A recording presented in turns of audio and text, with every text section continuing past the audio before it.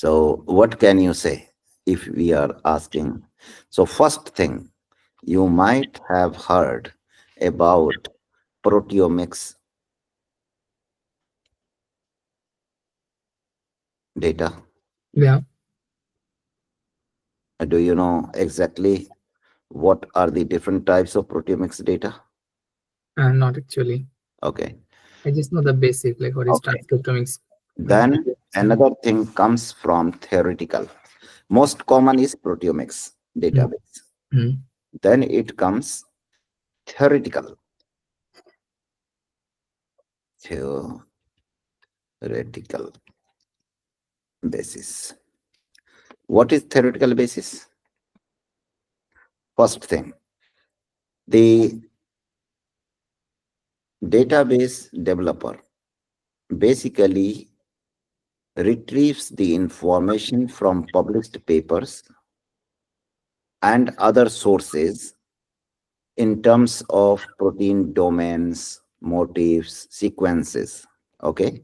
mm, And based on that, they basically make a joint values that, okay, in the published paper from, let's say, some Western blot or some other sources shows, okay, this protein is interacting with this protein, something like this.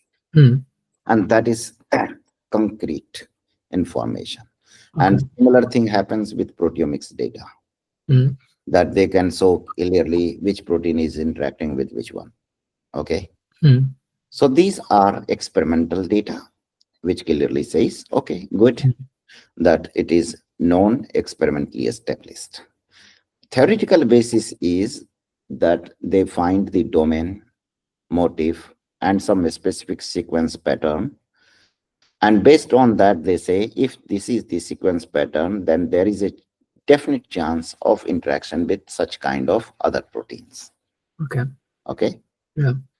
So these are some of the bases based on which they prepare PPI network database.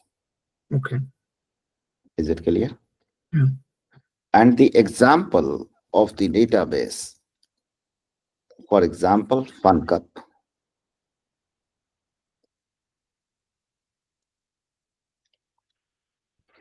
intact,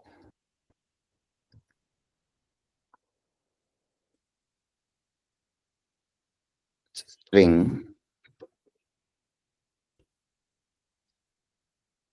and there are many more. Okay. Yeah.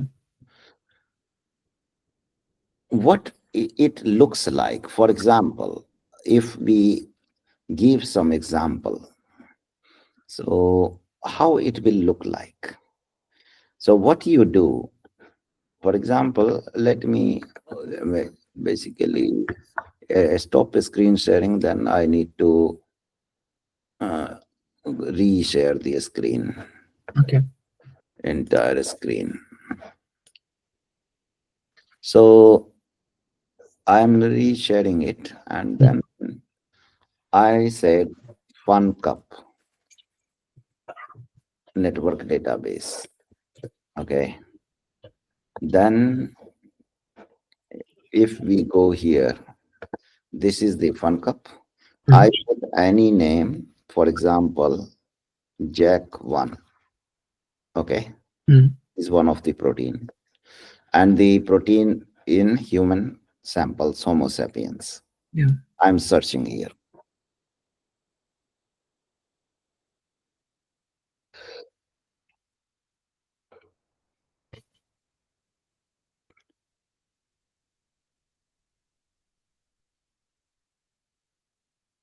And different sources of databases, they will give you different interactions. Okay. So Okay. number of interactors may Mm. be less or more in Okay. different databases. So as long as it is working, we can also go to a string, which is the most common database. Like, it's for like a protein-protein interaction, right? Yes. Okay. So here I write same protein name, Jack1. And then organism we can also select later on. Here, Homo sapiens is already selected by default. Mm. Then we click on continue. We got the network. Okay. This is Jack 1. Mm. It shows that it is interacting with stat 1, stat 5A, stat 3, IFNGR1.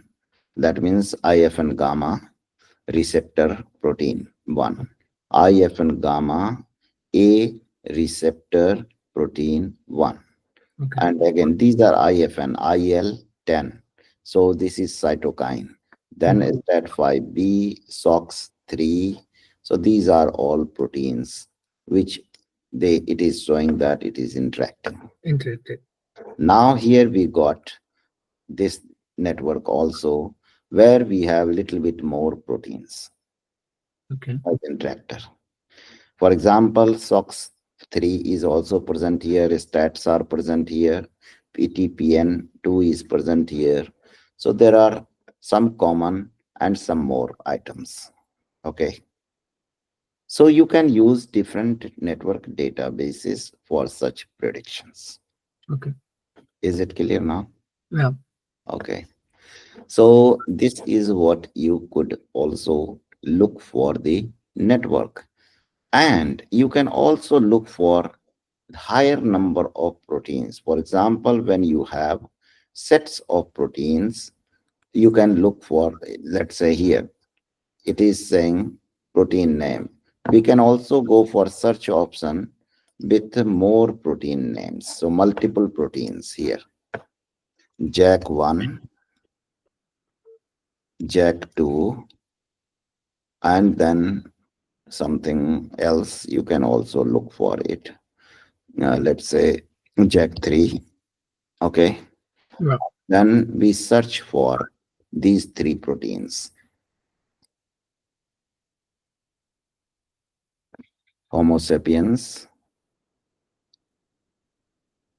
continue. It is showing that it is connected with itself, but the other connections are not shown, which are present. So in selecting the options, you can select more options. And you can also add more proteins by Mm. clicking here. Clicking here. Okay. So you have more and more interactors, which you can further add. So then network will be increasing further. Okay. Okay. Okay. And then you need to rearrange these things. Okay. That's it. So these are some of the most important things which commonly we used to do. So, what is the basis of their interaction? Like, on what basis they are interacted with This each is other? mostly physical interactions. When Physical interaction. Okay. these are mostly based on physical interactions. Okay. So I'm not talking about interaction in other senses. This is no, these networks are generated based on the known physical interaction experimentally or based on some kind of in silico predictions. Okay. Is it clear? Yeah. Perfect. So now this is the like today what I'm basically extending. Earlier you built the network on your own in different way, that is regulatory network of the genes. Mm. Okay, Mm. interaction of the genes. Mm. But here what I am showing the network of some of the genes or proteins in terms of physical interactions. Okay. Clear? Yeah. Okay. So now there is, yes, one more thing I want to show here, how the gene and pathway interaction look like. Okay. I think last time I have shown you something. So, for example, this is hippo signaling pathway. Yeah. And here you could see that this is connected with this. Basically, all these proteins or genes are the component of hippokinase signaling pathway. You can see this is a hippocampus signaling pathway. Yeah. So how we prepare the network of, for example, when someone is saying PAT J is overexpressed or downregulated, then it means there will be change in hippo signaling